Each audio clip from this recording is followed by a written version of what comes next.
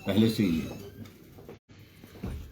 और आज जिस प्रकार से पूरे मीडिया में खबर चली हुई है, चाहे वो इलेक्ट्रॉनिक मीडिया है, चाहे वो प्रिंट मीडिया है, सभी जगह इस बात का जिक्र हो रहा है कि राहुल गांधी ने जिस प्रकार से एक सभा में इस आरोप लगाए थे कि जिसके नाम के साथ ये मोदी शब्द जुड़ा हुआ, इस पर उन्होंने अपनी बात कही थी कि ये सब लोग जो है भ्रष्टाचारी हैं, इस प्रकार की कोई बात कही थी, मुझे एग्जैक्ट टिप्पणी का मालूम नहीं है। और उसी सारे मामले को लेकर के सूरत के डिस्ट्रिक्ट कोर्ट में मानहानि का मामला गुजरात के किसी विधायक ने किया था। आज उसमें हियरिंग के बाद जजमेंट आई है और जजमेंट में जो जानकारी हमको मिली है कि राहुल गांधी जी को 2 साल की सजा उसमें सुनाई गई है मानहानि के मामले में। अब इसमें मुझे लगता है कि इसमें कौन सी ऐसी बात है जिसको छुपाया जा सकता है, जिसको झुठलाया जा सकता है। निर्णय कोर्ट ने दिया है, कोर्ट के प्रति सम्मान का भाव उनका भी होना चाहिए। हमें ये भी जानकारी मिली कि उसके बाद उनको जमानत भी मिल गई, लेकिन ये परिस्थिति तो निर्मित हुई है। इसलिए आज विधानसभा के अंदर हमारे पूर्व में अध्यक्ष रहे श्री विपिन परमार जी ने अपने बजट पर चर्चा पर ये रेफरेंस वहां पर जो दिया, और जिसके लिए मुख्यमंत्री और कांग्रेस पार्टी की ओर से कुछ और लोगों ने भी इस बात के लिए आग्रह किया, आपत्ति जाहिर की। और मुझे इस बात पर हैरानी है कि वो टिप्पणी विधानसभा की कार्यवाही से निकालने की बात हुई है।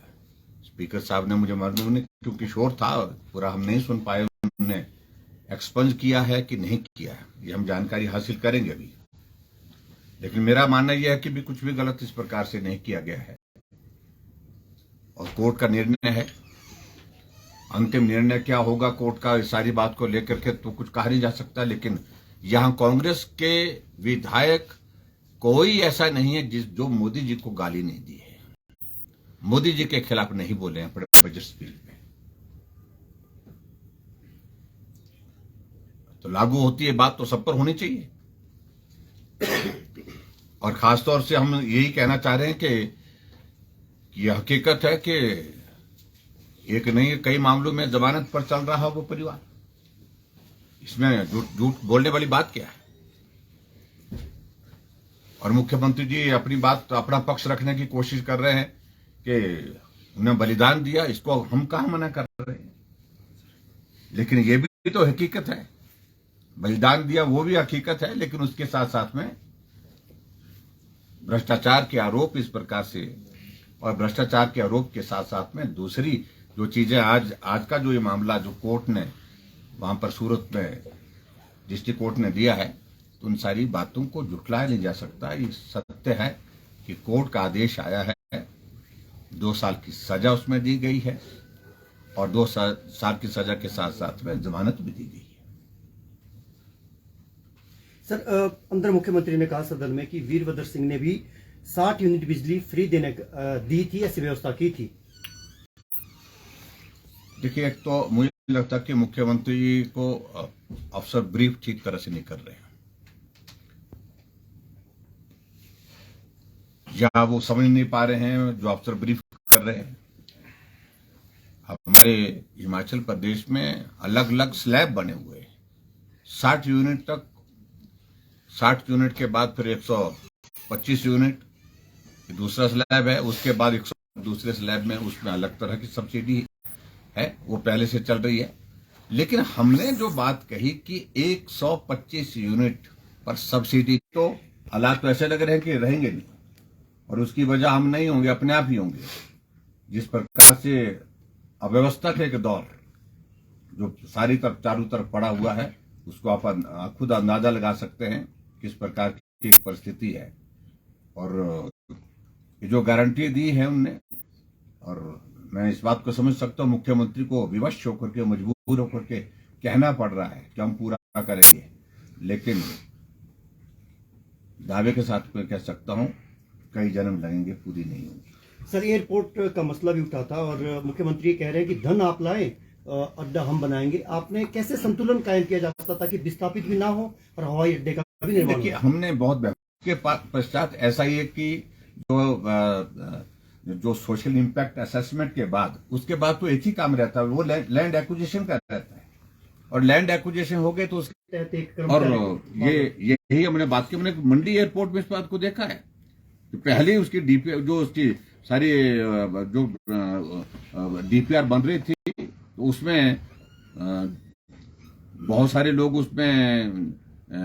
इसमें लैंड एक्विजिशन के इसमें प्रोसेस में इन्वॉल्व हो रहे थे और बहुत ज्यादा लोगों का उसमें विस्थापन हो रहा था। लेकिन उसके बाद जब थोड़ा सा उसको चेंज किया तो बहुत बड़ा नंबर उसमें कम हुआ है। सर, वाटर सेस को लेकर के जो है विवाद छिड़ गया, हालांकि अभी तो शुरू भी नहीं हुआ है लगना, और पंजाब और हरियाणा की जो सरकारें हैं वो इसका विरोध कर रही है। इसको किस तरीके से देखते हैं आप? मुझे लगता है कि पंजाब और हरियाणा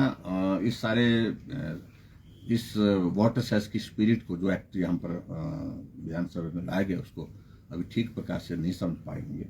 और इसलिए आज मुख्यमंत्री जी ने अपना स्टेटमेंट दिया है, और खासतौर से पंजाब हरियाणा को जो पानी हिमाचल प्रदेश में जाता है नहर के माध्यम से और दूसरे माध्यम से, उस पर सेस का कोई प्रश्न ही नहीं है।